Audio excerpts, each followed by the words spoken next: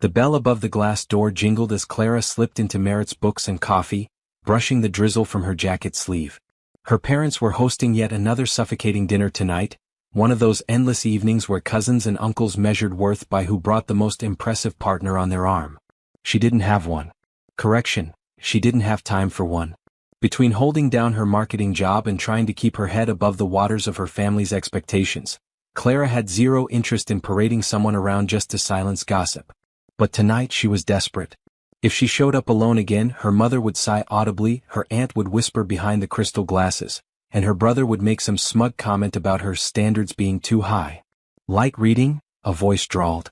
Clara looked up. The man standing a few feet away was tall, lean, and annoyingly confident. He held a coffee in one hand and a slim paperback in the other, modernist poetry, collected works. His eyes flicked toward her book, then back to her face with an amused arch of his brow. Depends, Clara said, forcing a calm smile. Some people find the collapse of mid-century housing markets thrilling. Do they? He leaned casually against the shelf. Or are you trying to look like you find it thrilling? Her cheeks warmed. Smartest. What makes you think I'm faking? The fact that you've been holding the book upside down for the last 3 minutes. Clara glanced down and sure enough the cover was inverted. Heat crawled up her neck. She snapped it shut and shoved it back into place. Maybe I like a challenge. Or maybe, he said, sipping his coffee, you're rehearsing for something. There was something unnerving about the way he said it, not mocking exactly but sharp, like he saw more than she wanted him to. Clara lifted her chin. And what about you? Poetry? That's not pretentious at all. He grinned, unoffended. Touché. At least I didn't pick a book I can't pronounce. She tried not to smile but failed. There was a rhythm to his teasing, and she found herself leaning into it despite herself. He stuck out his hand. Alex. She hesitated. No last name. Good. Less chance of her mother Googling him later. She shook his hand lightly. Clara. Nice to meet you, Clara, who likes upside-down economics. And you, Alex, the pretentious poet. For a moment, the conversation could have ended there. But instead, Clara surprised herself. Hypothetically, she said slowly, if someone had to walk into a family dinner tonight with, let's say, backup, do you think you'd be convincing? Alex's brows rose. Backup. Not a date, she said quickly. Just representation. A borrowed stranger, if you will. There was a pause. Then instead of laughing her off, he leaned forward slightly intrigued. Depends. What's the going rate for pretending to enjoy overcooked roast beef and invasive questions? She blinked, caught off guard. You're not immediately horrified? Oh, I'm horrified, he said, his grin widening. But I'm also curious. Clara's pulse quickened. This was insane. She was actually considering asking a complete stranger to pose as her boyfriend for the evening. But something about Alex's easy confidence made the ridiculous seem almost reasonable. $500? She blurted out. Cash. Plus dinner and the satisfaction of helping someone avoid a family intervention about their biological clock. Alex set down his coffee cup, studying her with those sharp eyes. You're serious. Deadly serious. Clara's voice dropped to a whisper. Look, I know how this sounds, but my family thinks I'm a failure because I'm 30 and unmarried. One night of pretending, and they'll leave me alone for at least 6 months. And what makes you think I'd be good at pretending to be involved with you? The question caught her off guard.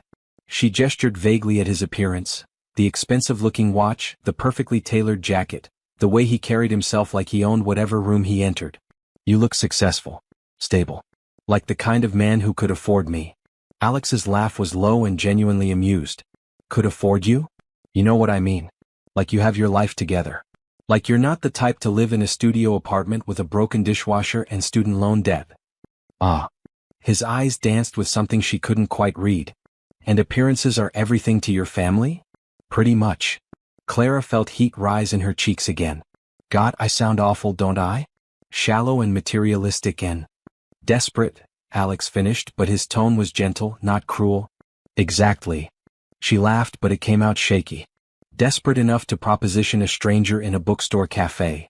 Alex was quiet for a long moment, his fingers drumming against his coffee cup. Clara held her breath, waiting for him to politely decline and walk away, leaving her to face another evening of pitying looks and well-meaning but invasive questions about her love life. Instead, he surprised her. What's the story? He asked. If I'm going to be your fake boyfriend for the evening, I need to know how we supposedly met, how long we've been together, what I do for work. The basics. Clara's heart jumped. You're actually considering this? I'm considering it. His smile was enigmatic. But I have conditions. Name them. First, no physical contact beyond what's absolutely necessary for the performance. A hand on the back, maybe holding hands if the situation calls for it. Nothing more. Clara nodded quickly. Agreed. Second, I get to improvise. If your family asks questions I wasn't prepared for, I'm going to answer honestly, within reason. What does that mean? It means I won't lie about anything that could get us in trouble later. But I also won't stick to a script if it doesn't feel natural. Clara considered this. It was risky, but something about Alex's confidence made her trust that he could handle whatever her family threw at him. Okay, she said. Anything else? Alex leaned back in his chair, studying her face. Just one more thing. After tonight, we never see each other again. This is a one-time business transaction, nothing more. The words stung more than Clara expected them to. Which was ridiculous, she'd literally just met this man. But there was something about the way he'd listened to her rambling explanation, the way he'd taken her seriously instead of treating her like a crazy person, that made her wish circumstances were different. Deal? She said, extending her hand. Alex shook it, his grip firm and warm. Deal. So, Clara Martinez. How did you know my last name? He gestured toward her purse, where her work ID badge was clipped to the outside pocket. Martinez Marketing Solutions. Nice alliteration. Observant. It's a useful skill. Alex finished his coffee and stood. What time should I pick you up? Clara's mouth went dry. This was really happening. 7:30. But Alex, what if this backfires? What if they see right through us?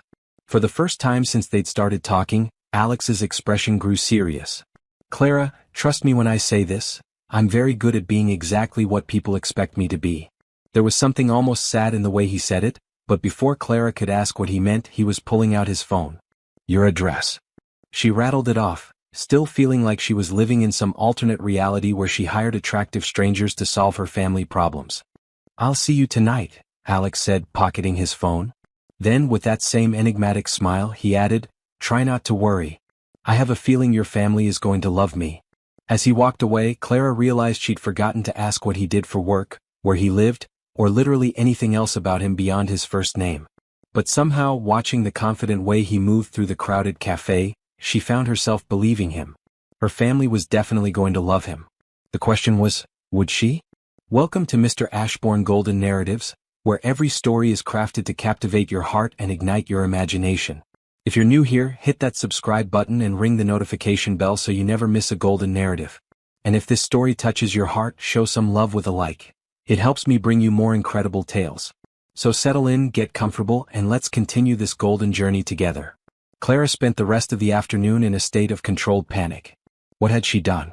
She'd hired a complete stranger, a man whose last name she didn't even know, to infiltrate her family dinner and pretend to be romantically involved with her. It was either the most brilliant solution to her problem or the setup for a true crime documentary. By 6 o'clock, she changed outfits 3 times, practiced casual conversation topics in the mirror, and Googled how to tell if someone is a serial killer more times than she cared to admit. The search results were not reassuring. Her phone buzzed. A text from an unknown number. Asterisk outside. Black sedan. Alex asterisk. Clara peered through her apartment window. A sleek black car idled at the curb, and through the windshield she could make out Alex's profile. Even from 3 stories up he looked different, more polished, more expensive. Her stomach fluttered with nerves. She grabbed her purse and headed downstairs, her heels clicking against the concrete steps. When she reached the car, Alex stepped out to open her door and Clara's breath caught. Gone was the casually dressed man from the bookstore. This version of Alex wore a charcoal gray suit, a crisp white shirt, and a watch that caught the streetlight like captured starlight. His hair was styled perfectly, and he moved with the kind of fluid confidence that suggested he was completely comfortable in expensive clothes. You clean up well, Clara managed, sliding into the passenger seat. So do you, Alex replied, and something in his tone made her cheeks warm. She'd chosen a navy blue dress, sophisticated but not trying too hard, and spent an embarrassing amount of time on her makeup. Looking at Alex now, she was glad she'd made the effort. As they pulled away from the curb, Clara's nerves kicked into overdrive. Okay, we need to get our story straight. How long have we been dating? 3 months, Alex said without hesitation. Long enough that it's serious, not so long that your family will wonder why they haven't met me before. Good thinking. And how did we meet? Alex glanced at her, a small smile playing at his lips.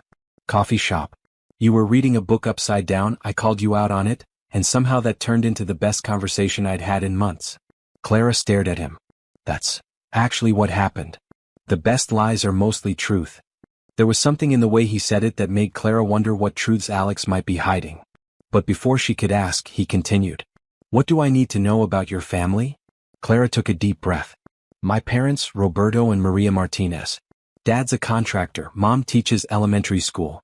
They've been married 35 years and think everyone should follow their exact life path. My sister Sophia is 27, getting married to a pediatrician next month, and she's basically the golden child. And you're the disappointment. I'm the question mark, Clara corrected.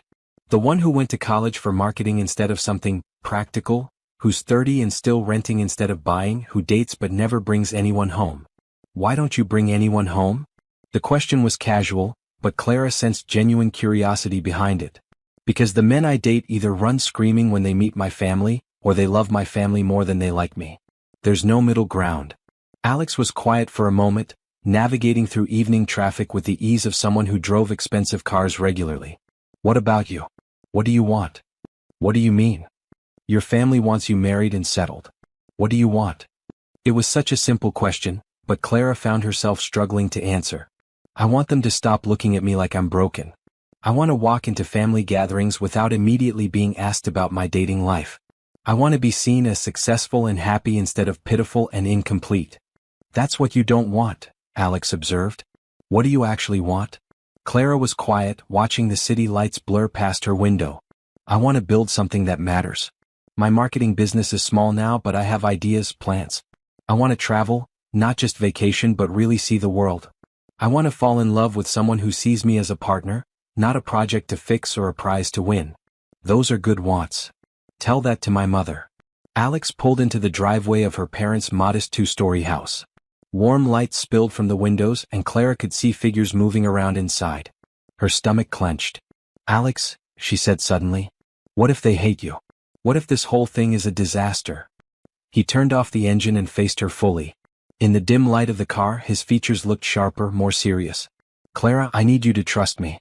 I've been to more family dinners than you can imagine. I know how to talk to fathers about business, how to compliment mothers on their cooking, how to make teenage cousins laugh. This is not my first performance. Performance? Clara repeated. Right. That's what this is. Something flickered across Alex's expression, too quick for her to interpret. That's what this is, he agreed. But as they walked up the front steps together, Alex's hand settling naturally at the small of her back, Clara couldn't shake the feeling that the line between performance and reality was already starting to blur. The front door opened before they could knock, revealing Clara's mother in her favorite hostess dress, her face bright with curiosity. Mija. Maria Martinez pulled Clara into a hug, but her eyes were fixed on Alex. And you must be the mysterious boyfriend we've heard absolutely nothing about. Mom, Clara warned, but Alex stepped forward with a smile that could have powered the entire neighborhood. Mrs. Martinez, it's such a pleasure to meet you. I'm Alex and I have to say, Clara gets her beauty from you. Maria's stern expression melted like ice cream in summer. Oh, you charmer. Come in, come in. Roberto. Clara's here and she brought someone. As they stepped into the warm chaos of her family home, Clara watched Alex transform. His posture shifted slightly, becoming more approachable. His smile grew warmer, more genuine. Even his voice changed, losing some of its polished edge. Something smells incredible, he said, and Clara's mother practically glowed. Arroz con pollo. It's Clara's favorite. Then it's about to become mine too. Clara stared at him in amazement. In less than 30 seconds, he charmed her notoriously suspicious mother and made himself seem like the perfect boyfriend. Either Alex was a natural actor or he'd done this before. A lot.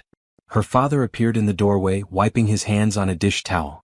Roberto Martinez was a big man with calloused hands and sharp eyes that could spot a fake from across the room. So, he said, looking Alex up and down, you're the one who's been keeping our Clara so busy she forgets to call her mother. Alex extended his hand without hesitation. Guilty as charged, sir. Though in my defense, your daughter is pretty unforgettable. Roberto's handshake was firm, testing. Alex met it without flinching. What do you do for work, Alex? Business development. I help companies reach their potential. It was the same vague answer he'd given at the bookstore, Clara noticed. But her father seemed satisfied. Good.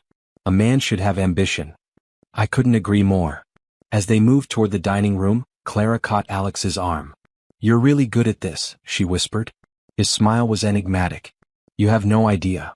But watching him navigate her family's questions and expectations with effortless grace, Clara was beginning to suspect that Alex's talents extended far beyond what she'd bargained for. The question was, what else was he hiding?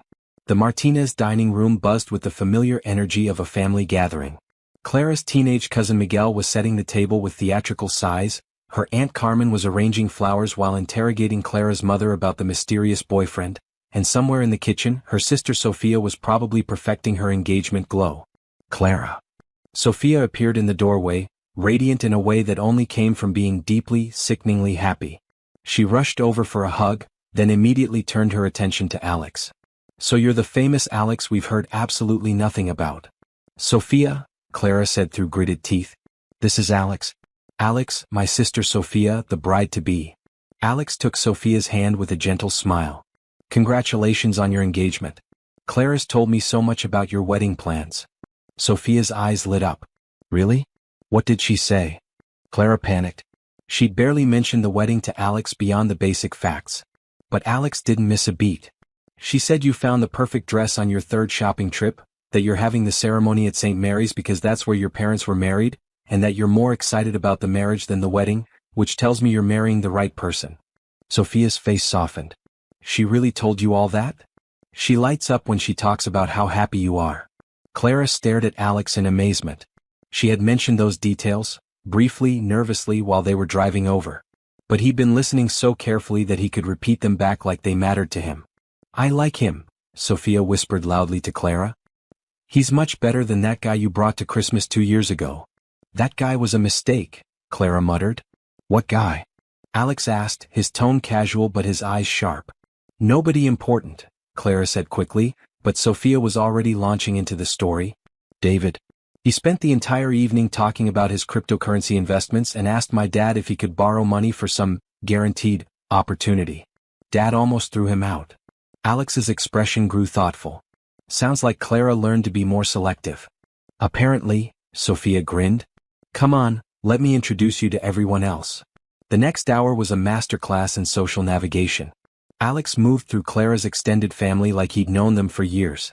He discussed construction techniques with her father, complimented her mother's cooking with specific details that proved he was actually paying attention, and somehow got her usually sullen teenage cousin Miguel to laugh at his stories about disastrous business meetings. He's good, her Aunt Carmen whispered to Clara while Alex was helping her Uncle Carlos fix a wobbly chair leg. Where did you find him?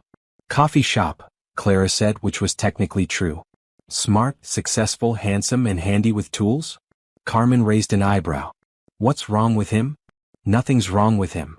There's always something wrong with the perfect ones. Trust me, I've been married 3 times. Clara watched Alex laugh at something her father said, his whole face transforming with genuine amusement. Maybe he's just good at this. Good at what? Being charming? Mija, that's not a skill you learn. That's just who someone is. But Clara wasn't so sure. There was something almost practiced about the way Alex adapted to each family member, like he was running through a mental checklist of how to win them over. When he talked to her father, his posture became more solid, more grounded. With her mother, his voice grew warmer, more respectful. With Sophia, he was interested but not flirtatious, striking the perfect balance of brotherly affection. It was impressive. It was also slightly unsettling. During dinner, the conversation flowed easily. Alex fielded questions about his work with vague but satisfying answers, shared funny stories that made everyone laugh, and somehow managed to steer the conversation away from Clara's dating history every time someone brought it up.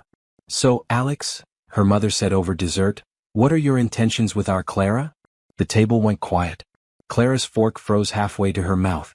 This was the question she'd been dreading, the one that could expose their entire charade. Alex set down his coffee cup and looked directly at her mother. Mrs. Martinez, I think Clara is extraordinary.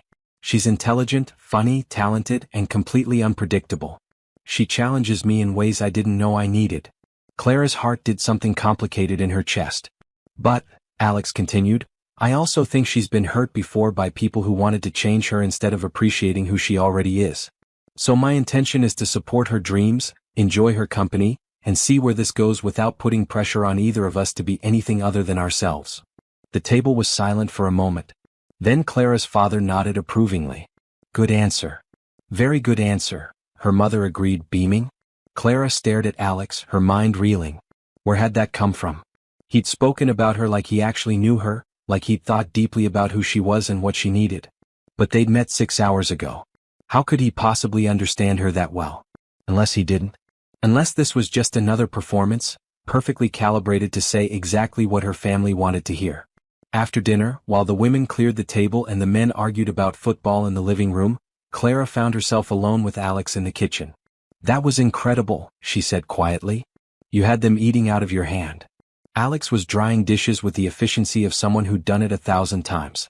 They're good people. It's easy to be charming when you genuinely like the audience. But the things you said about me were true. He handed her a dried plate. You are unpredictable. You did challenge me. And you have been hurt before. I can see it in the way you flinch when people get too close to real emotions. Clara set the plate down carefully. You don't know me well enough to make those observations. Don't I? Alex turned to face her fully. Clara, you hired a stranger to solve your family problems. That tells me you're creative, desperate, and brave enough to take risks that would terrify most people. You're also scared of being vulnerable, which is why you chose a fake relationship over trying to find a real one. His words were gentle but accurate enough to sting. This was supposed to be simple, Clara said. You pretend to be my boyfriend, my family gets off my back, we never see each other again. And it still can be. But something in Alex's voice suggested he wasn't entirely convinced. From the dining room came the sound of laughter and her father's voice calling for them to join the family for coffee. Alex straightened his tie and smiled, that same charming, perfect smile he'd been wearing all evening. Ready for round 2? He asked. But as they rejoined her family, Clara couldn't shake the feeling that somewhere between the appetizer and dessert, the rules of their arrangement had fundamentally changed. And she wasn't sure if that terrified her or thrilled her. Clara settled onto the couch next to Alex, hyper-aware of the way his knee brushed against hers. Around them, her family arranged themselves in a loose circle, coffee cups in hand, all attention focused on the newcomer who'd somehow managed to charm his way through dinner without revealing a single concrete detail about himself. So, Alex, Elena began, pulling out her phone to take notes. Business development. That's pretty vague. What kind of companies do you work with? Alex leaned back, completely relaxed despite being in the hot seat. Mostly family-owned businesses that have hit growth plateaus. I help them identify opportunities they might have missed. Like what kind of opportunities? Carlos pressed. Well, last month I worked with a restaurant chain that was struggling with expansion. It turned out they were trying to grow too fast without strengthening their supply chain first. We restructured their vendor relationships and improved their profit margins by 30%. Clara blinked. That was the most specific thing Alex had said about his work all evening. And it sounded impressive. Maybe too impressive for someone she'd picked up in a coffee shop. 30%? Her father whistled low. That's serious money? It can be, Alex agreed. But it's really about understanding what each business needs to thrive. Some need better systems, some need different leadership, some just need someone to believe in their vision. Elena scribbled notes. And you do this independently, or do you work for a firm? I have my own consultancy. What's it called? For the first time all evening, Alex hesitated. It was barely a pause, maybe half a second, but Clara caught it. King Consulting, he said smoothly. Clara filed that away. Another piece of the puzzle that was Alex King, if that was even his real name. That's a confident name, Carmen observed. King of what? Alex's smile was self-deprecating. My business partner chose it. He said I needed something that sounded more authoritative than Alex helps people fix stuff. The family laughed and the tension broke. But Clara noticed he'd deflected the question entirely.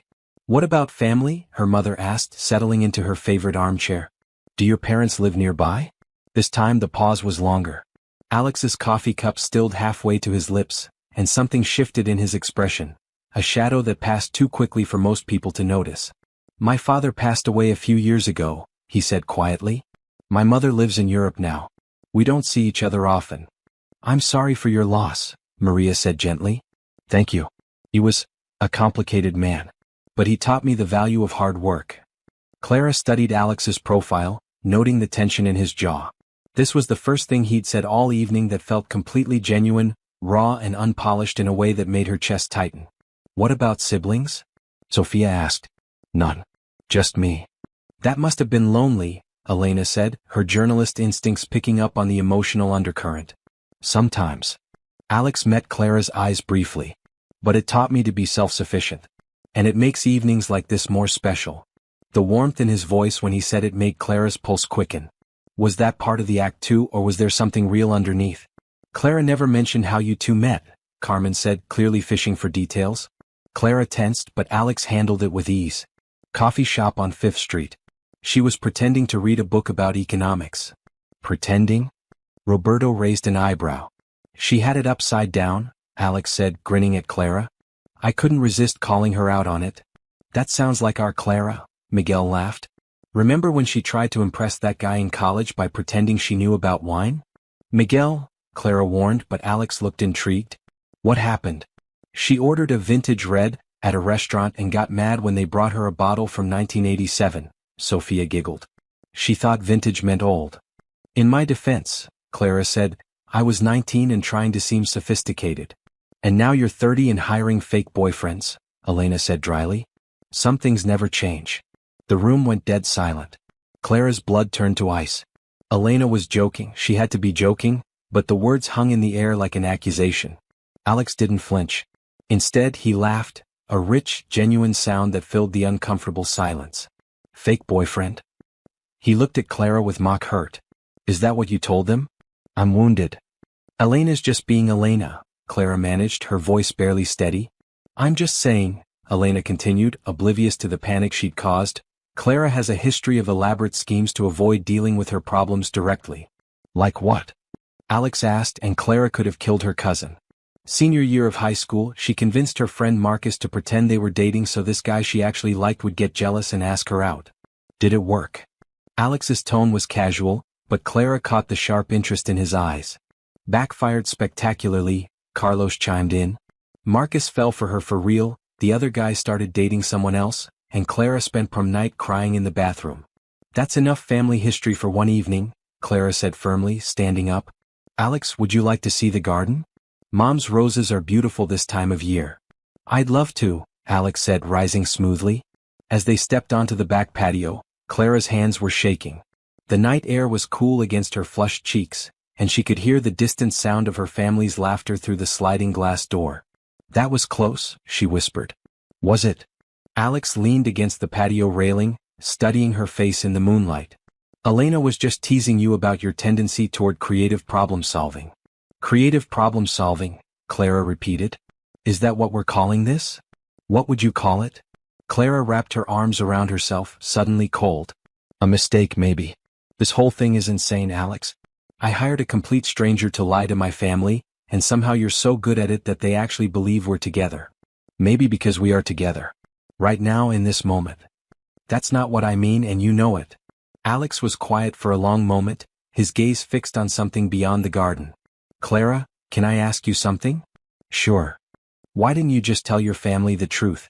That you're focused on building your business, that you're not interested in settling down right now, that their pressure is making you miserable? The question caught her off guard. Because they wouldn't understand. They'd just try harder to fix me. Or maybe they'd surprise you. You don't know my family. I've spent 3 hours with them tonight, Alex said gently. They love you. They worry about you. But they also respect you more than you think they do. Clara stared at him. How can you possibly know that? Because of the way they talk about your business. Your father mentioned your marketing work to Carlos with genuine pride. Your mother showed me the website you designed for her school. Sophia told me you're the one who helped her plan her engagement party because you're brilliant at making things special. Clara's throat tightened. They said all that? They see your talents, Clara. They just don't understand why you won't let anyone close enough to appreciate them. The words hit deeper than they should have, coming from someone who'd known her for less than a day. But before Clara could respond, the patio door slid open and Sophia appeared. Sorry to interrupt, but Mom wants to know if you're staying for her famous flan. Alex looked at Clara, letting her make the decision. We should probably go, Clara said. Early morning tomorrow. But as they said their goodbyes and endured her mother's enthusiastic hugs and her father's firm handshakes, Clara couldn't shake the feeling that Alex had seen something in her family, and in her, that she'd been blind to. The drive back to Clara's apartment was quieter than the trip over. Alex navigated the evening traffic with the same effortless confidence he'd shown all night, but something had shifted between them. The easy banter from earlier felt heavier now, weighted with unspoken questions. "Your family is wonderful," Alex said finally, breaking the silence. "They liked you." Clara stared out the passenger window at the passing streetlights. "Maybe a little too much." "What do you mean?" "I mean my mother is probably already planning our wedding, and my father looked ready to offer you a job. They've never warmed up to anyone that quickly." Alex glanced at her. "Is that a problem?" "It is when this whole thing is temporary." Clara turned to face him. "Alex, what happens tomorrow? Do I tell them we broke up? Do I say you moved away? How do I explain why the perfect boyfriend just disappeared? We don't have to figure that out tonight. Don't we?" Clara's voice rose slightly. "Because in about 12 hours, my mother is going to call asking when she can see you again. Sophia's going to want to invite us to dinner with her and David. My family just adopted you and I have no idea how to handle that." Alex pulled into a parking space outside her building and turned off the engine. In the sudden quiet, Clara could hear her own heartbeat. "What if we didn't have to figure it out?" he asked softly. "What do you mean? What if this didn't have to be temporary?" Clara's breath caught. "Alex, I know this started as a business arrangement, but tonight felt real to me. The way you laughed at your cousin's terrible jokes, the way you defended your sister when Elena was being sarcastic, the way you looked when your father talked about being proud of your work, that wasn't an act." "Of course it wasn't an act. That's my family. And the way you looked at me when I was talking to them, that wasn't an act either." Clara's cheeks burned. "I was just impressed by your performance." Was that all it was? The question hung between them like a challenge. Clara wanted to say yes to maintain the safe distance of their original agreement. But sitting in the dim light of the car with Alex's eyes searching her face, she couldn't bring herself to lie. "I don't know," she whispered. Alex reached over and took her hand. His fingers were warm, steady, and completely real. "Clara, I haven't felt this comfortable with anyone in years. Tonight, watching you with your family, seeing how much they love you, it reminded me what I've been missing." "What have you been missing?" "Connection. Authenticity. Someone who sees me as more than just." He trailed off, seeming to catch himself. "More than just what?" Alex was quiet for a long moment. "More than just what I can provide for them." There was something in his voice, a loneliness that made Clara's chest ache. She squeezed his hand without thinking. "Alex, who are you really?" "What do you mean?" "I mean you handled my family like you've been doing it your whole life. You knew exactly what to say to each person, exactly how to make them like you. That's not normal." Alex's thumb traced across her knuckles. "Maybe I just wanted them to like me." "Why?" "Because they matter to you." The simple honesty of it made Clara's heart skip. "This is crazy," she said. "We met this morning. I don't even know your last name." "King. Alexander King." "Is that real?" Alex hesitated just long enough for Clara to notice. "It's the name I use." "That's not the same thing." "No," he agreed. "It's not." They sat in silence, the weight of unspoken truths settling between them. Clara knew she should get out of the car, thank him for the evening, and stick to their original agreement. Instead, she found herself studying his profile in the streetlight, memorizing the line of his jaw, the way his hair fell across his forehead. "What happens now?" she asked. "That depends on what you want." "I want to know who you really are." Alex turned to face her fully. "What if I told you that tonight was the most honest I've been with anyone in 3 years? I'd say that's either very romantic or very concerning. Maybe both." Clara laughed despite herself. "You're not making this easier." "I'm not trying to make it easier. I'm trying to make it real." Before Clara could respond, her phone buzzed with a text. Then another. Then a series of rapid-fire notifications that made her groan. "My family," she said, checking her messages. "Sophia wants to know if you're free for dinner next week. My mother is asking for your number so she can invite you to Sunday lunch. Elena wants to interview you for some article she's writing about successful young entrepreneurs." Successful young entrepreneurs? Apparently your business consulting story impressed her. Clara scrolled through more messages. "Oh God, Miguel wants to know if you can help him with his college application essays because you seem really smart and successful." Alex was quiet, reading over her shoulder. This is what I was afraid of, Clara continued. They're already planning our future. My mother probably has our children's names picked out. Would that be so terrible? Clara looked up at him, startled. What? Having a future with someone your family loves. Someone who loves them back. Alex, you don't love my family. You met them 3 hours ago. I love how much they care about you. I love how your father's eyes light up when he talks about your work. I love how your mother saved the last piece of flan for you even though you said you were too full. I love how Sophia looks at you like you hung the moon, even when she's teasing you. Clara's throat tightened. You noticed all that? I notice everything about you. The words were soft, almost vulnerable, and they hit Clara like a physical force. She stared at Alex, trying to reconcile the confident man who'd charmed her family with this quieter version who seemed genuinely affected by the evening. This is happening too fast, she said finally. I know. I don't make decisions like this. I plan things. I think them through. I know. And you're still essentially a stranger who could be anyone. I know that too. Clara took a shaky breath. So what are you suggesting? I'm suggesting we take this one day at a time. No pressure, no expectations. Just see what happens. And my family? We tell them the truth, that we're taking things slow, getting to know each other. That we're not ready to make any big announcements yet. It was reasonable. Sensible even. But Clara couldn't shake the feeling that there was nothing sensible about any of this. Alex, she said carefully, if we do this, if we try to make this real, I need you to be honest with me. About who you are, what you do, why you were sitting alone in a coffee shop on a Tuesday afternoon looking like you owned the world. Alex was quiet for so long that Clara thought he might not answer. When he finally spoke, his voice was barely above a whisper. What if the truth is more complicated than you're ready for? Then we'll figure it out together. Alex studied her face in the dim light, and Clara saw something shift in his expression, a decision being made. Okay, he said finally. But Clara? Yeah. When I tell you the truth, promise me you'll remember tonight. Promise me you'll remember that everything I said to your family about you was real. The seriousness in his voice sent a chill down Clara's spine. Alex, you're scaring me. I don't mean to. He cupped her face gently. I just need you to know that whatever else happens, tonight mattered to me. Before Clara could ask what he meant, Alex leaned forward and kissed her. It was soft, tentative, nothing like the confident man who'd swept through her family dinner. It was the kiss of someone asking a question, hoping for an answer. Clara kissed him back, and for a moment, everything else faded away. The questions, the doubts, the impossibility of their situation. None of it mattered.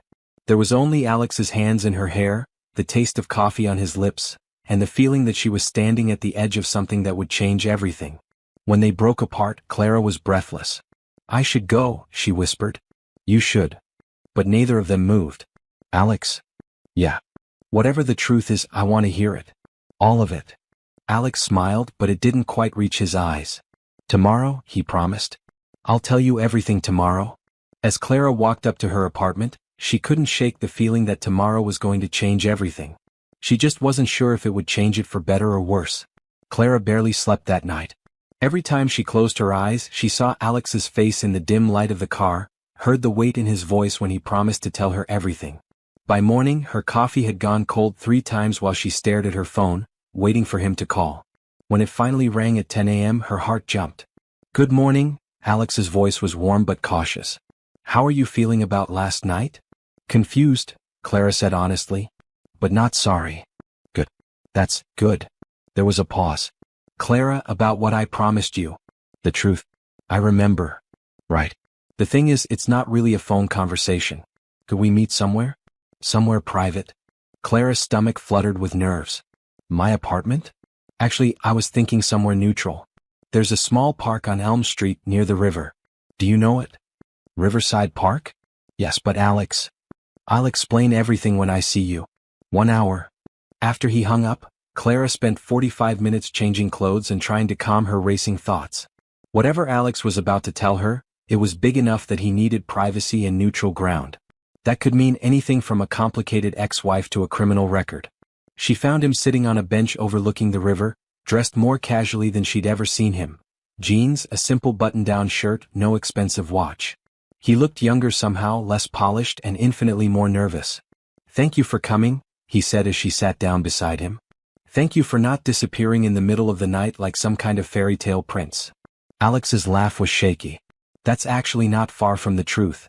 Clara turned to face him fully. Alex, you're making me nervous. Just tell me whatever it is. He was quiet for a long moment, staring out at the water. My name isn't Alexander King, he said finally. It's Alexander Wolf. Clara waited for more, but he seemed to be expecting a reaction. Okay. Wolf instead of King. That's not exactly earth-shattering. You don't recognize the name? Should I? Alex pulled out his phone and handed it to her. On the screen was a Forbes article titled, 30 Under 30, The Young Billionaires Reshaping American Business. The photo at the top showed a man in an expensive suit standing in front of a gleaming office building. It took Clara a moment to recognize him. The hair was shorter, the expression more serious, but it was definitely Alex. Alexander Wolf, 28, CEO of Wolf Industries, Clara read aloud. Net worth estimated at $3.2 billion. She looked up at him, her mind struggling to process the information. This is you? That's me. Clara stared at the phone, then at Alex, then back at the phone. You're a billionaire. Yes. And you let me hire you for $500. Yes. To pretend to be my boyfriend. Clara? Oh my God. Clara stood up abruptly, pacing away from the bench. Oh my God, this is insane. Clara, please sit down. I can't sit down. I'm having some kind of breakdown. She turned to face him. Why didn't you tell me? Because of this. Alex gestured at her obvious panic. Because the moment people find out who I am, everything changes. They stop seeing me and start seeing dollar signs. So you lied to me. I used my middle name and let you make assumptions about the rest. That's lying, Alex. Alexander. Whatever your name is. It's Alex, he said quietly. It's always been Alex to the people who matter. Clara sank back onto the bench, her head spinning. This explains so much. The way you handled my family, the expensive car, the fact that you knew exactly what to say to everyone. You've been doing this your whole life. Doing what? Performing. Being whoever people need you to be. Alex flinched. It's not a performance when it's real. How can I tell what's real with you? You've been lying since the moment we met. I haven't lied about anything that matters. Everything matters. Clara's voice rose, then she caught herself and lowered it. Alex, I hired you because you looked successful but approachable. I thought you were maybe a mid-level executive or a small business owner. I never imagined you were one of the richest men in the country. Would it have changed anything if you'd known? Of course it would have changed everything. I never would have approached you. I never would have thought someone like you would be interested in someone like me. Someone like you? Alex's voice sharpened. Clara, what exactly do you think someone like you means? Someone ordinary. Someone real, Alex said firmly. Someone who approaches strangers with ridiculous propositions because she's brave enough to solve her own problems. Someone who builds a business from nothing and takes care of everyone around her and lights up a room just by being herself. Clara stared at him. You don't understand. The power dynamic here is completely insane. You could buy my entire life with pocket change. I don't want to buy your life, Clara. I want to be part of it. Why? The question came out sharper than she intended. Why would someone like you want anything to do with someone like me? Alex was quiet for a long moment. When he spoke, his voice was softer, more vulnerable than she'd ever heard it. 3 years ago, my father died and left me his company. Overnight, I went from being a graduate student studying literature to being responsible for 30,000 employees and billions of dollars in revenue. Everyone I meet wants something from me. Investors want money, employees want job security, women want the lifestyle, men want the connections. He paused, watching a jogger pass by on the river path. I haven't had a real conversation with anyone in months. Every interaction is calculated, every relationship is transactional. Then you walked into that coffee shop and offered me $500 to pretend to be someone else, and for the first time in years, someone was asking me to be less than I am instead of more. Clara felt something shift in her chest. Alex. You didn't want my money or my connections or my influence. You just wanted someone to help you get through a family dinner. And when I was sitting at your parents' table, listening to your father talk about his work and your mother worry about whether you were eating enough, I remembered what it felt like to be part of something real. But you could have anyone. Actresses, models, socialites. Who would want Alexander Wolf, CEO? Not Alex, the guy who reads poetry in coffee shops and thinks your family is wonderful and hasn't laughed as much as he did last night and longer than he can remember. Clara looked at him, really looked at him. Beneath the expensive clothes and the perfect posture, she saw something she'd missed before: loneliness. Deep, bone-deep loneliness that money couldn't fix. "So what happens now?" she asked quietly. "I don't know. I've never been in this situation before." "What situation?" "Wanting someone to know the truth about me and being terrified they'll run away when they find out." Clara was quiet, processing everything he'd told her.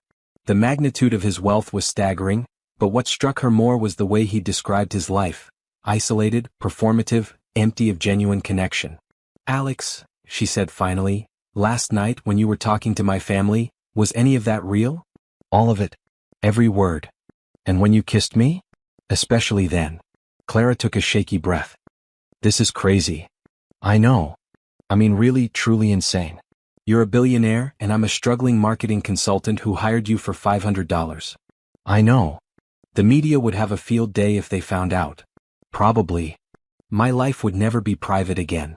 "No, it wouldn't." Clara stood up again, but this time she didn't pace. Instead, she walked to the edge of the river and stared out at the water, trying to make sense of everything. Behind her, she heard Alex stand up too, but he didn't approach. He was giving her space to think, to process, to decide. "Alex?" she said without turning around. "Yeah. When you said you wanted to be part of my life, what did you mean?" "I meant I want to take you to dinner and hear about your day. I want to meet your friends and learn what makes you laugh. I want to support your business and celebrate your successes and be there when things get hard. And in return? In return, I want you to see me. Not my bank account or my company or my public image. Just me." Clara turned around to face him. "What if I can't? What if every time I look at you, all I see is the impossibility of this? Then we'll figure it out together. Or we won't and we'll go our separate ways." "But Clara, I need you to know. Last night was the first time in 3 years that I felt like myself. If there's any chance you could see past the money to the person underneath, I want to try." Clara studied his face, seeing the hope and fear warring in his expression. This was Alex stripped of all pretense, asking her to take the biggest leap of faith of her life. "Okay," she said quietly. Okay, let's try." "But Alex." "Yeah. No more lies. No more half-truths or convenient omissions. If we're doing this, I need complete honesty. Deal?" Alex's smile was tentative but genuine. "Clara?" "Yeah. Thank you for giving me a chance." As they walked back toward the parking area, Clara couldn't help but think that her simple plan to survive a family dinner had just become the most complicated thing she'd ever attempted. But looking at Alex, really Alex, not the polished CEO or the mysterious stranger, but the lonely man who read poetry and wanted to be part of something real, she thought it might also be the most worthwhile. 2 weeks later, Clara stood in front of her bedroom mirror, adjusting her dress for the third time. Tonight was Sophia's actual engagement party, the formal celebration with extended family, friends, and David's relatives. The intimate dinner with her immediate family had been, as she'd explained to Alex, a trial run to see how he'd handle the Martinez family dynamics. He'd passed with flying colors. Too well, actually. Her phone buzzed with a text from Alex. *outside. "You look beautiful, by the way. *. Clara frowned and looked out her window. Alex was leaning against his car, looking up at her apartment with a smile. She texted back, "How can you possibly know how I look from down there? *, lucky guess. But I'm usually right about these things. *. Despite her nerves, Clara smiled. Over the past 2 weeks, they'd fallen into an easy rhythm. Coffee dates where Alex listened to her talk about her business plans.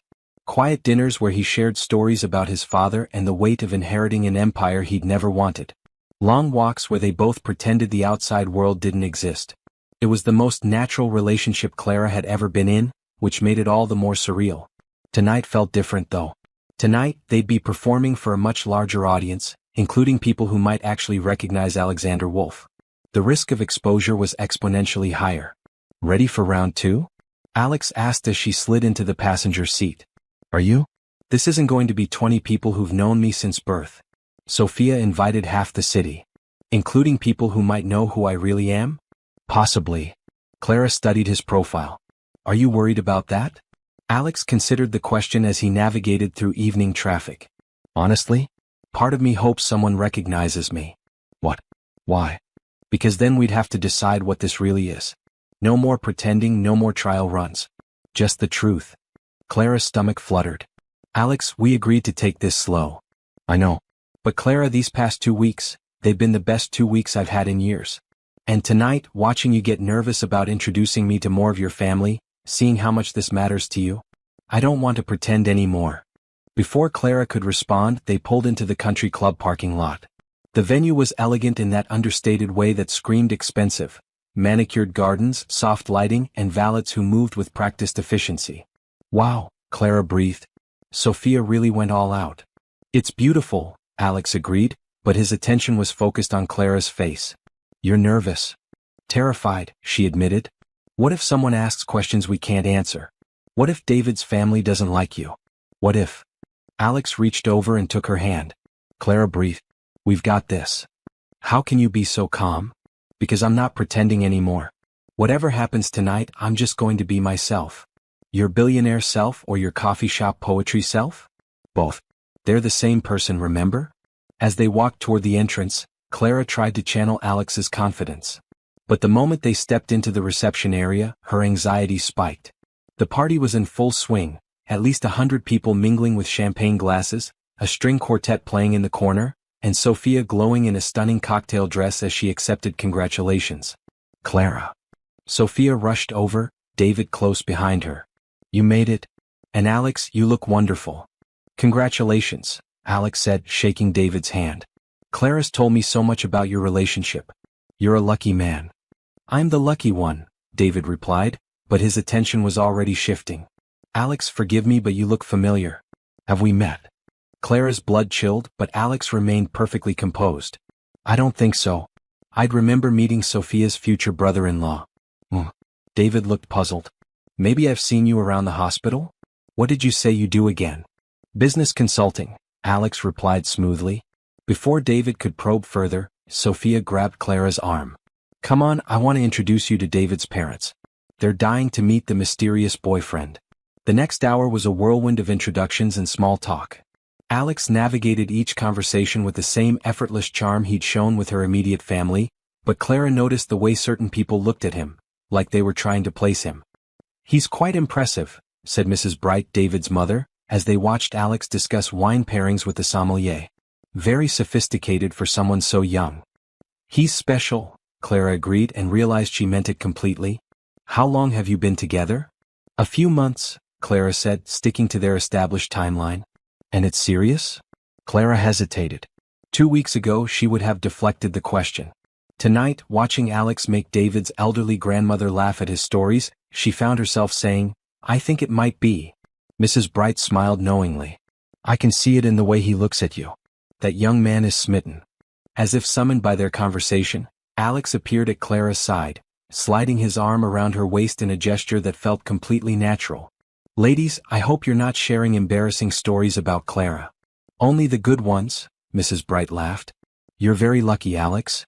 "I know," he said, looking down at Clara with an expression that made her heart skip. "Trust me, I know." The evening continued smoothly until the toasts began. Sophia and David stood at the front of the room, champagne glasses raised, as family and friends shared stories and well wishes.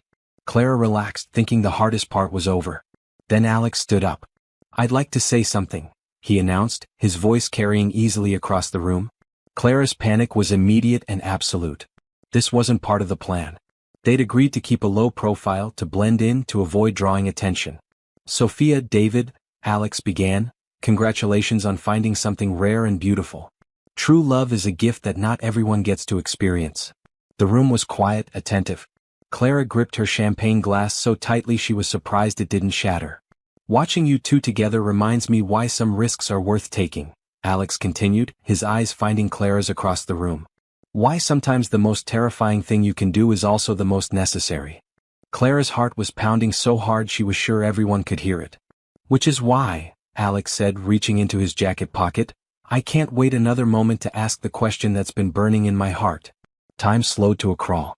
Clara watched in horror as Alex pulled out a small velvet box and dropped to one knee in front of the entire party.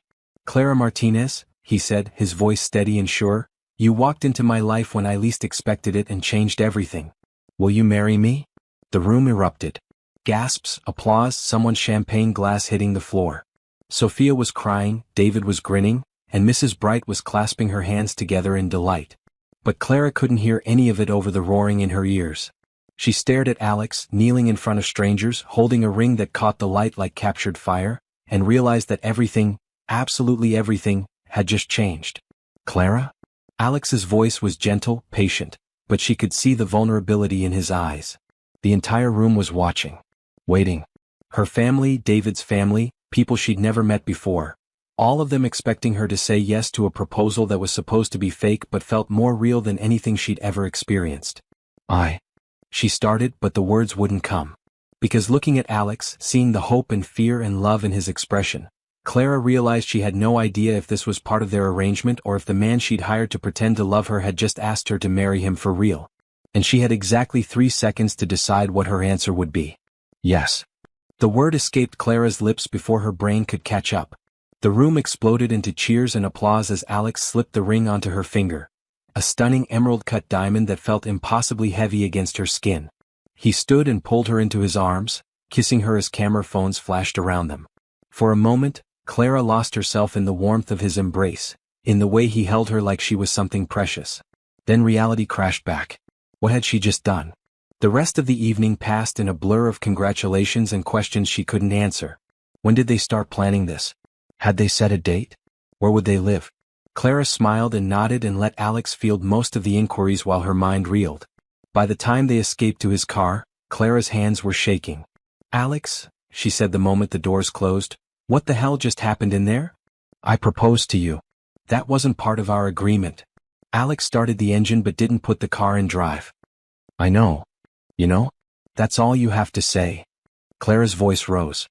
You just proposed to me in front of 100 people, including my sister's future in-laws, and you know? Clara, calm down. Don't tell me to calm down. I just got engaged to someone I've known for 3 weeks. Someone who lied about his identity. Someone who... She stopped, staring at the ring on her finger. Oh God, this is real, isn't it? This ring probably costs more than my car. The ring doesn't matter. Everything matters, Alex. Don't you understand? We just announced our engagement to half the city. People were taking pictures. This is going to be everywhere. Alex was quiet for a long moment. Would that be so terrible? Yes. Because I don't know if any of this is real. Clara turned to face him fully. Alex, when you proposed in there, was that you or was that Alexander Wolf, CEO, making a strategic move?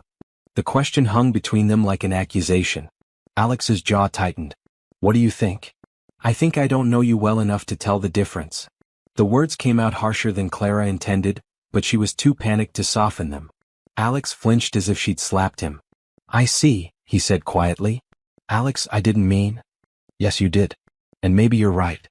You put the car in drive. Let me take you home. They drove in tense silence, the weight of the evening settling between them. When Alex pulled up outside Clara's building, she hesitated before getting out. What happens now? She asked. I don't know. You tell me. Clara looked down at the ring, then back at Alex's carefully neutral expression. I need time to think. Of course you do. She got out of the car and walked toward her building without looking back. But as she climbed the stairs to her apartment, she could hear Alex's car still idling outside, as if he was waiting for her to change her mind. Clara woke the next morning to her phone buzzing incessantly. 53 missed calls. 247 text messages. Her Instagram notifications had crashed the app entirely. Still groggy, she opened her messages. The first one from Sophia made her blood run cold. Clara. Do you know Alex is actually Alexander Wolf? As in Wolf Industries. You're engaged to one of the richest men in the country and you didn't tell me? Asterisk. Clara's hands shook as she Googled Alexander Wolf engagement. The results made her sink onto her bed in shock. Billionaire CEO's surprise engagement rocks social scene. Alexander Wolf proposes at intimate party. Who is Clara Martinez? Inside the mystery woman who captured a billionaire's heart. Every major news outlet had picked up the story. Photos from last night were everywhere. Alex on one knee, Clara's shocked expression, the moment he slipped the ring onto her finger. Someone had even managed to get a clear shot of the ring itself, with jewelry experts already estimating its value at over $2 million. Her phone rang. Alex. We need to talk, he said without preamble. My PR team is in full crisis mode. Can you meet me? Alex, I had no idea this would. I know. Neither did I, honestly. Can you come to my office? We need to figure out how to handle this. An hour later, Clara stood in the lobby of Wolf Industries, craning her neck to look up at the soaring glass atrium. Everything about the building screamed power and money, from the marble floors to the security guards in expensive suits. The elevator ride to the top floor felt endless. When the doors opened, Clara stepped into a reception area that looked like something from a magazine. Floor-to-ceiling windows offered a panoramic view of the city, and the furniture probably cost more than her annual salary. "Ms. Martinez?" A perfectly polished woman approached her. "I'm Jennifer, Mr. Wolf's assistant. He's waiting for you in his office." Clara followed Jennifer down a hallway lined with awards and magazine covers featuring Alexander, in various business settings. It was surreal, seeing the man she'd hired for $500 immortalized as one of the country's most successful entrepreneurs. Alex's office was even more impressive than the lobby. The space was enormous, with a conference table that could seat 20 people and a desk that looked like it belonged in the Oval Office. But what struck Clara most was how impersonal it all felt, like a stage set rather than a place where someone actually worked. Alex stood by the windows, still wearing his suit from the night before. He looked exhausted. "Thank you for coming," he said without turning around. "Alex, I'm so sorry. I never imagined that dating me would come with this level of scrutiny." He finally faced her, and Clara was startled by the weariness in his eyes. "This is my life, Clara. This is what I tried to warn you about." "I know, but..." "Do you?" "Because my phone has been ringing since 6 a.m. Reporters want statements, investors are asking questions, and my board of directors is demanding to know who you are and whether this affects company stability." Clara sank into one of the leather chairs facing his desk. "What do we do?" "We have a few options." Alex moved to his desk and pulled out a folder. Option 1. We issue a statement saying the engagement was premature, that we're taking a step back to focus on our relationship privately. That's basically admitting it was fake. Option 2. We go public with the real story. How we met, why I agreed to help you, how it became something more. That makes me look like a gold digger who trapped you. Option 3. Alex's voice grew quieter. We tell the world this is real. That we're genuinely engaged and planning a future together. Clara looked up at him. "Is that what you want?" "What I want doesn't matter if you're not sure this is real." "Alex." "Clara, last night when I proposed, I meant every word. But sitting here now, looking at how this has exploded, I realize I put you in an impossible position." "You did." "I know. And I'm sorry." Alex sat down across from her. "But I need you to know something. Everything I said to your family, everything I've told you about how I feel, that was real. The proposal was real. My feelings for you are real. But how can I trust that? How can I know the difference between Alex who reads poetry and Alexander Wolf who owns half the city? Because they're the same person." Alex's composure finally cracked. "Clara, I didn't choose to inherit this company. I didn't choose to be worth billions of dollars. I didn't choose to have every relationship in my life become transactional. But I did choose you. You chose me because I didn't know who you were. I chose you because you saw me. The real me. Not the CEO, not the net worth, not the public image, just Alex." Clara stared at him, seeing the pain in his expression. "But that's the problem, isn't it? I can't separate those things anymore. Every time I look at you now, I see this." She gestured around the opulent office. "I see the impossibility of us." Alex was quiet for a long moment. "So what are you saying?" "I'm saying I don't know if I can do this. The media attention, the scrutiny, the constant questions about whether I'm with you for the right reasons. And what if I told you I'd give it all up? The company, the money, everything?" Clara's breath caught. "Alex, you can't be serious. I've never been more serious about anything in my life. You can't give up your entire life for someone you've known for 3 weeks. Why not? What's the point of having everything if you have no one to share it with?" Clara stood up, pacing to the windows. The city sprawled below them, Alex's city in many ways. "This is crazy. All of it. The proposal, the media circus, this conversation. Maybe. But Clara, crazy doesn't mean wrong." She turned back to him. "What if it does? What if we're both so caught up in the impossibility of this that we're mistaking drama for love?" Alex stood too, crossing to stand in front of her. "Then we'll figure it out. Together. But Clara, please don't let fear make this decision for you." "I'm not afraid." "Yes, you are. You're terrified that this is real because if it's real, it changes everything." Clara looked into his eyes and saw her own fear reflected back at her. He was right. She was terrified, not of the media attention or the money, but of the possibility that she'd found something extraordinary and might lose it because she was too scared to believe it could last. Alex, she said quietly, if we do this, if we tell the world this is real, there's no going back. I know. Everything changes. My life, your life, everything. I know that too. Clara took a shaky breath. Then ask me again. What? Ask me again. Not in front of a crowd, not as part of a performance. Just you and me. Alex's expression grew serious. He took her hands in his and Clara could feel them trembling slightly. Clara Martinez, he said softly, I love you.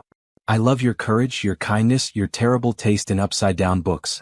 I love the way you make me laugh and the way you see the best in everyone around you.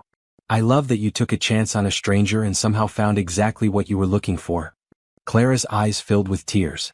I don't know what our future looks like, Alex continued, but I know I want to find out with you. Will you marry me? This time Clara didn't hesitate. Yes. 3 hours later, Clara found herself in the back of a black SUV with tinted windows, speeding through the city toward what Alex's security team called a secure location.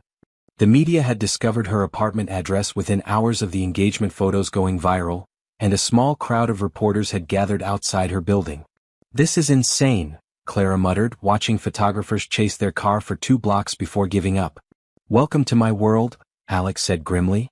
He'd been fielding phone calls from his PR team, his lawyers, and his board of directors since they'd left his office. I'm sorry, Clara. I should have anticipated this. How could you have anticipated this? I don't think either of us expected last night to turn into a media circus. Alex's phone buzzed again. He glanced at it and sighed. My mother. Your mother? I thought you said she lived in Europe. She does. But apparently billionaire engagement announcements make international news. Alex declined the call. I'll deal with her later. The SUV pulled into an underground garage beneath a gleaming residential tower. Clara recognized the building. It was one of the most exclusive addresses in the city, the kind of place where apartments sold for tens of millions of dollars. Let me guess, she said as they rode the private elevator to the top floor. You own the penthouse. I own the building. Clara stared at him. The entire building? It was an investment. I live in the penthouse, but I rent out the other units. Alex's tone was casual, but Clara could see the tension in his shoulders. Clara, before we go inside, I need you to know something. What? This is the first time I've brought anyone here. Ever. The elevator doors opened directly into Alex's apartment, and Clara's breath caught. The space was stunning, floor-to-ceiling windows offering a 360-degree view of the city, modern furniture that looked like it belonged in a museum, and art that Clara was pretty sure she'd seen in magazines. But what struck her most was how empty it felt. Beautiful, expensive, and completely devoid of personality. It's incredible, she said, walking to the windows. It's a showpiece, Alex replied. I bought it because my financial advisor said it was a good investment. I furnished it because my assistant hired a decorator. I live here because it's secure and private. Clara turned to look at him. But you don't love it. I don't love anything about my life here. Alex loosened his tie, looking suddenly exhausted. Clara, can I show you something? He led her down a hallway to a smaller room that was clearly his actual living space. Unlike the pristine main areas, this room was lived in. Books were stacked on every surface, there was a comfortable reading chair by the window, and the walls were covered with photographs, not expensive art but personal pictures. This is where I actually spend my time, Alex said. Reading, thinking, trying to remember who I used to be before I became Alexander Wolf, CEO. Clara studied the photographs. Most were landscapes, mountains, forests, ocean views. But there were a few of people. A distinguished older man who must have been his father, a younger Alex in graduation robes, and several shots of what looked like a small town. Where is this? She asked, pointing to a photo of a charming main street lined with local shops. Millbrook. It's a small town in Vermont where I grew up. My father moved us there when I was 10 after my mother left. She left. Alex sat down heavily in the reading chair. She couldn't handle being married to someone who worked 18-hour days and measured success in quarterly earnings. When she finally had enough, she moved back to France and never looked back. Alex, I'm sorry. Don't be. She was probably right to leave. My father was brilliant at business and terrible at relationships. He poured everything into building Wolf Industries and forgot that some things matter more than profit margins. Clara sat on the arm of his chair. Is that why you don't want the company? I don't want to become him. I don't want to wake up at 60 and realize I've built an empire but lost everything that actually matters. Alex looked up at her. Clara, when I met you, I was heading down the exact same path. Work, board meetings, acquisitions, more work. I hadn't taken a real vacation in 2 years. I hadn't read a book for pleasure in months. I was becoming everything I swore I'd never be. And then I offered you $500 to pretend to be my boyfriend. And then you reminded me what it felt like to be human. Clara reached out and touched his face gently. Alex, what do you actually want? Not what your father wanted, not what the board expects, not what's good for the company. What do you want? Alex was quiet for a long moment. I want to step back from day-to-day operations and focus on the parts of the business that actually matter to me, the charitable foundation, the environmental initiatives, the programs that help small businesses grow. I want to travel, not for business meetings but to see the world. I want to read poetry in coffee shops without worrying about someone taking my picture. And I want to do all of that with you. Clara's heart did something complicated in her chest. Alex, that sounds wonderful, but you're scared. Terrified, she admitted. This morning I was Clara Martinez, struggling marketing consultant. Tonight I'm engaged to one of the richest men in America. That's not a normal Tuesday. Alex stood up and took her hands. Clara, I know this is overwhelming. I know the media attention is invasive and the money complicates everything. But I need you to know something. What? When I proposed last night, I wasn't thinking about the cameras or the publicity or what it would mean for my public image. I was thinking about how you looked when you were talking to Sophia's grandmother, how you made that shy teenager laugh, how you fit so perfectly into a world that had nothing to do with money or status. Alex.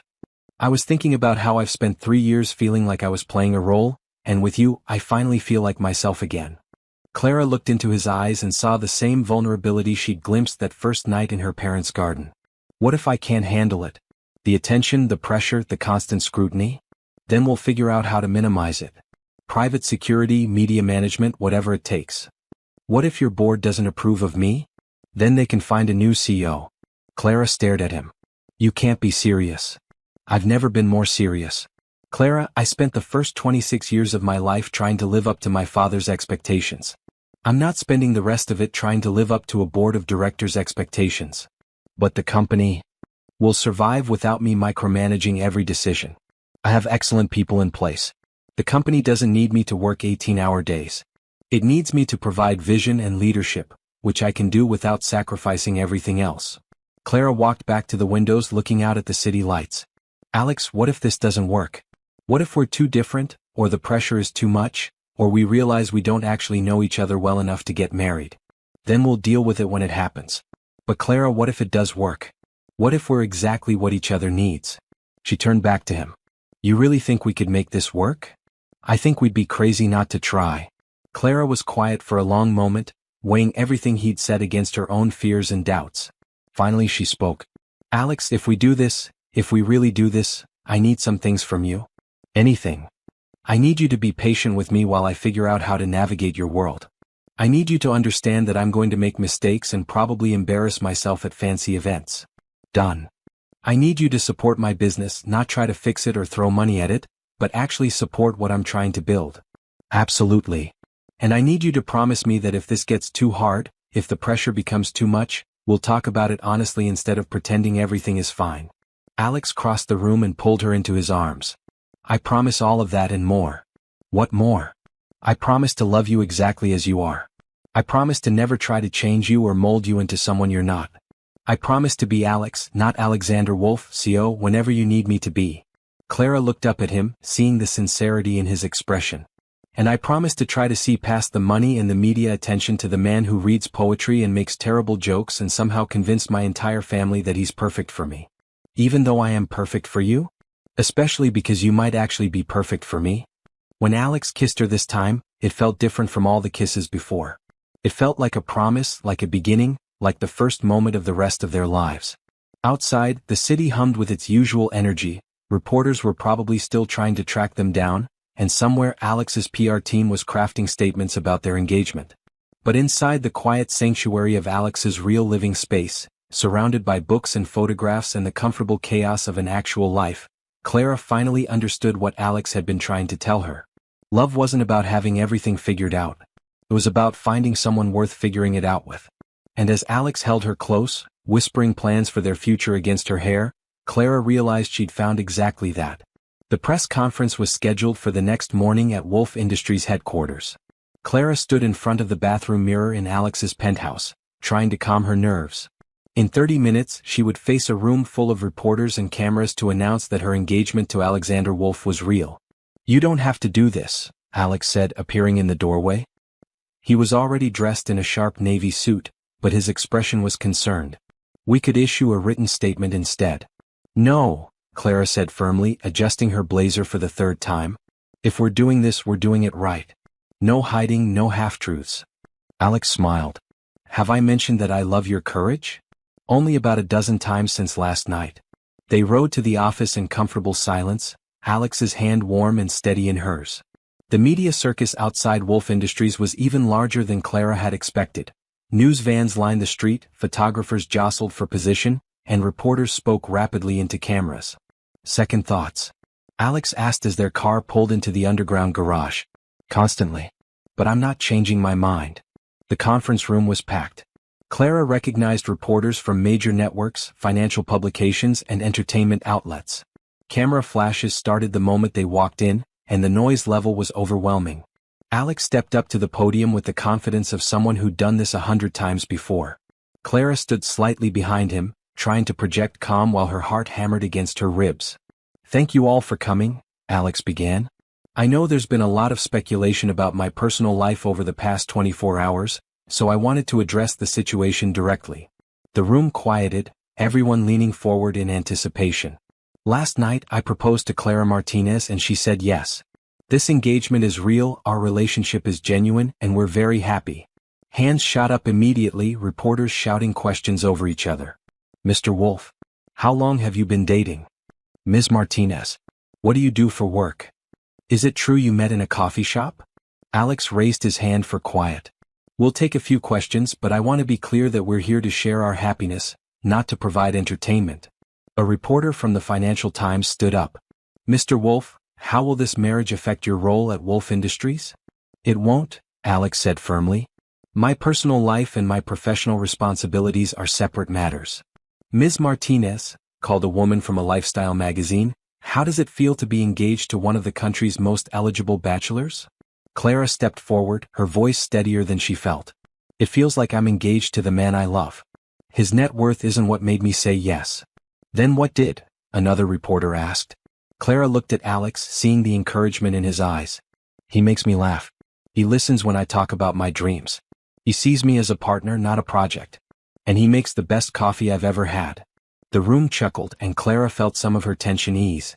"Mr. Wolf," a business reporter called out, "there are rumors that you're considering stepping back from daily operations. Can you comment?" Alex's jaw tightened slightly. "I'm always evaluating how to best serve the company and our stakeholders. Any major decisions will be announced through proper channels." After 15 more minutes of questions, Alex wrapped up the conference. "Thank you all for your time. Clara and I appreciate your interest, but we ask that you respect our privacy as we plan our future together." As they left the podium, Clara felt a mixture of relief and exhaustion. It was done. The world officially knew about their engagement, and somehow she'd survived her first press conference. "How do you feel?" Alex asked as they rode the elevator back to his office. "Like I just jumped out of an airplane without checking if my parachute was properly packed. And like maybe that's exactly what I needed to do." 6 months later, Clara stood in the bridal suite at the Four Seasons, adjusting her wedding dress with hands that were surprisingly steady. The media attention had been intense but manageable, thanks to Alex's excellent security team and her own growing confidence in navigating his world. Her business had exploded after the engagement announcement. Apparently being engaged to a billionaire was excellent marketing. But the growth felt earned rather than handed to her, and Alex had been true to his word about supporting rather than interfering. "Ready?" Sophia asked, appearing in the doorway in her maid of honor dress. "More than ready," Clara replied, and meant it. The ceremony was held in the hotel's rooftop garden, with only close family and friends in attendance. Clara had insisted on keeping it intimate despite Alex's ability to afford something much grander. As she walked down the aisle, Clara's eyes found Alex immediately. He was standing at the altar in a perfectly tailored tuxedo, but what struck her wasn't his appearance, it was his expression. He looked at her like she was the only person in the world, like she was exactly what he'd been waiting for his entire life. When she reached him, Alex took her hands and whispered, "You're beautiful. You clean up pretty well yourself," she whispered back. The ceremony was simple and heartfelt. They'd written their own vows, and when Alex spoke about finding unexpected love in the most ordinary moment, Clara had to blink back tears. "Clara," he said, his voice carrying clearly across the garden, "you taught me that the best things in life aren't planned or purchased, they're discovered. You are my greatest discovery, my most treasured surprise, and my favorite adventure." When it was Clara's turn, she looked into Alex's eyes and spoke from her heart. "Alex, you showed me that taking risks isn't about being fearless. It's about finding something worth being brave for. You are worth every leap of faith, every moment of uncertainty, every crazy decision that brought us here." When the officiant pronounced them husband and wife, Alex's kiss was soft and sweet and full of promise. The reception was a perfect blend of elegance and warmth. Clara's family mingled easily with Alex's business associates, and even her cousin Elena seemed charmed by the billionaire who'd somehow become part of their family. During their first dance, Alex pulled Clara close and whispered, "Any regrets?" "Just one," Clara said. Alex's expression grew concerned. "What?" "I should have asked for more than $500. Alex threw back his head and laughed, the sound carrying across the dance floor. "I would have paid anything. Good thing I didn't know that at the time." As they swayed to the music, Clara caught sight of her parents watching them with obvious joy. Her mother was crying happy tears and her father was actually smiling, a rare occurrence at family events. "They love you," Clara said. "They love us," Alex corrected. "They love seeing you happy." "Are you happy?" Alex spun her gently, then pulled her back into his arms. "Clara, I've never been happier in my life." 2 years later, Clara sat in the same coffee shop where they'd first met, working on her laptop while Alex read beside her. It had become their Saturday morning tradition. No phones, no business calls, just coffee and comfortable silence. Wolf Industries was thriving under Alex's new leadership style. He'd stepped back from daily operations to focus on strategic vision and the company's charitable initiatives, and the change had been good for both him and the business. Clara's marketing firm had grown into one of the city's most sought-after agencies, and she'd recently been featured on the cover of Entrepreneur magazine. The article had focused on her business acumen rather than her marriage, which felt like a victory. "What are you working on?" Alex asked, looking up from his book of poetry. "The Henderson account. They want to rebrand their entire restaurant chain." "Sounds challenging." "The best kind of challenge." Clara saved her work and closed the laptop. "What are you reading?" Alex showed her the cover, a collection of contemporary love poems. "Research." "Research for what?" "Our anniversary is next month. I'm writing you something." Clara's heart melted. "You don't need to write me poetry, Alex." "I want to." "You deserve beautiful words." "I have beautiful words. I have you." Alex reached across the table and took her hand, his thumb tracing over her wedding ring. "Have I mentioned lately that I love you?" "Only every day." "Good. I plan to keep saying it every day for the next 60 years. Clara looked around the coffee shop, remembering the desperate woman who'd approached a stranger with a ridiculous proposition. That woman had been looking for a quick fix to a family problem. Instead, she'd found the love of her life. "Alex." "Yeah. Thank you." "For what?" "For saying yes to the craziest business proposition in history." Alex lifted her hand to his lips and kissed her wedding ring. "Best $500 I never got paid." As they gathered their things to leave, Clara caught the eye of a young woman sitting alone at a corner table, nervously checking her phone. The woman looked anxious, desperate, like she was waiting for someone who might not show up. Clara remembered that feeling. She remembered the fear and hope and wild courage it took to approach a stranger and ask for help.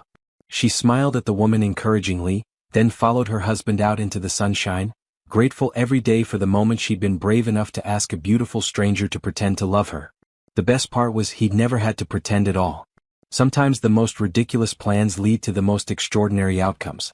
Sometimes taking a chance on a stranger changes everything. And sometimes, when you're brave enough to ask for exactly what you need, the universe gives you exactly what you didn't know you wanted. If this story touched your heart, hit that like button and share it with someone who believes in taking chances on love. And remember, the best adventures often start with the craziest ideas. After all, you never know when a $500 fake boyfriend might turn out to be your real-life happily ever after.